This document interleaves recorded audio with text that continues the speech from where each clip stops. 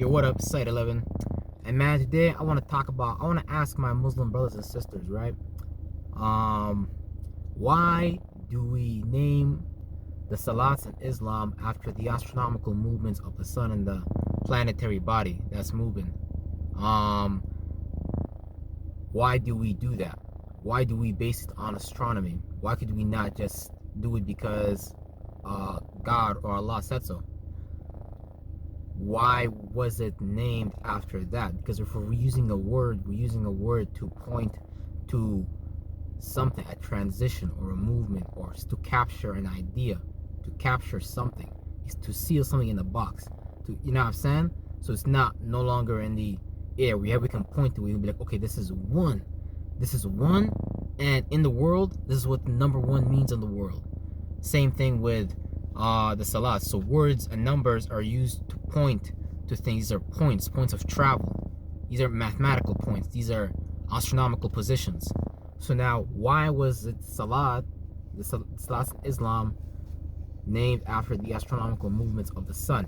Now, if we go back in time, we also notice that a lot of the people that were living out were also basing the same thing. Their prayers, their times of worship, creating let's just say contexts and symbologies and ideas from that, because it's really just all about understanding astronomy. We can also observe that when in society, in Egypt, in Greece, and really virtually everywhere, when you are someone of a superior understanding, you will always rule over someone else. So let's just say, for an example, right? I believe Christopher Columbus one time went to a place where there was Indians, I believe. I don't know if that story was real, but the point of the story was that he went there and he told them that on this day it'll be like the full moon, and if y'all don't give us your shit or surrender or some shit like that, God is gonna strike it down with lightning. Because he predicted the timing of it, so the Indians were like, "Huh, no way," or some shit like that. And then boom, that shit came out, and they got scared. They was like, "Oh no, we better not fuck with this guy."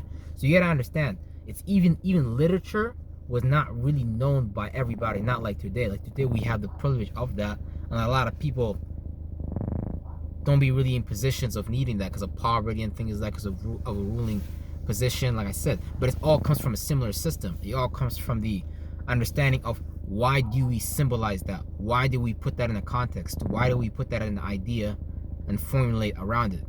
Why do people gather around that theme? That's what we need to understand. Because in Egypt, let's say for example in Egypt, when people were harvesting the power of the Nile, it was based on mathematical positions and astronomy, so they can predict the rising of the Nile, so they can collect their crops before that time. And those duties were left to certain individuals who were possessing the knowledge of astronomy, also astrology. So then they were able to give that astronomy forms of symbolisms, forms of synthesis, I believe, which is adding context and detail to it.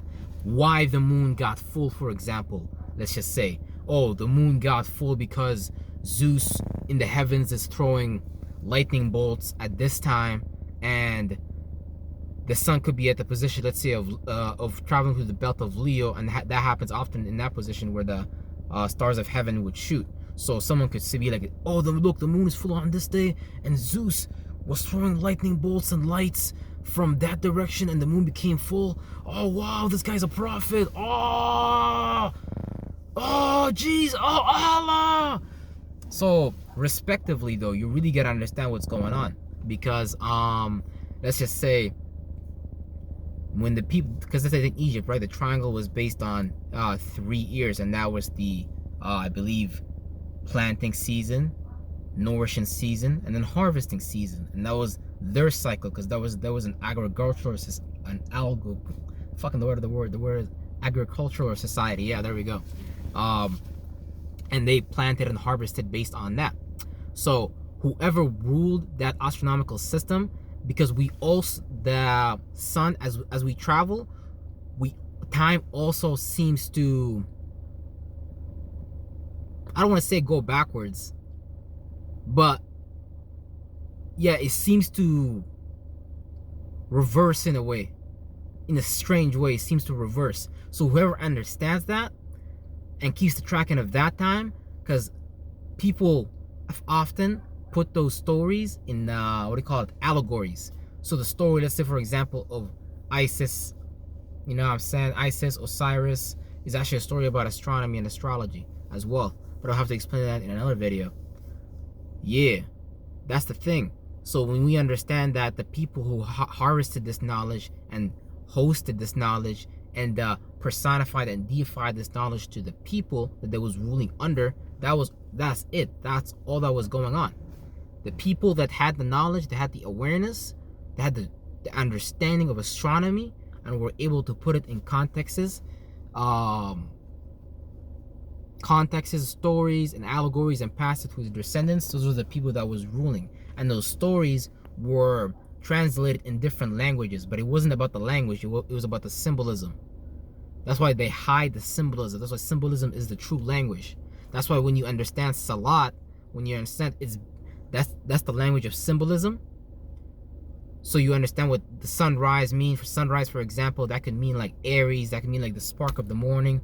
So that's the time you should be getting up and deciding what you're gonna be like passionate about, what to be invested in. You know what I'm saying? What are you gonna do as an individual, as a person, with your time this morning, as you wake up, as you rise from like your sleep, from the dead, from your slumber, from your subconscious.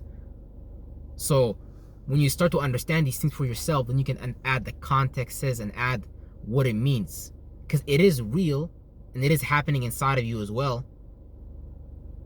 But you gotta understand first this piece of bit, that we're just tracking the timing of like energies that descend on earth to have certain effects, because that's the cause. The temperature and the weather and the atmosphere changes and is affected by something further than the atmosphere of earth, and that shit causes, you know what I'm saying, spring, summer, and all that type of shit.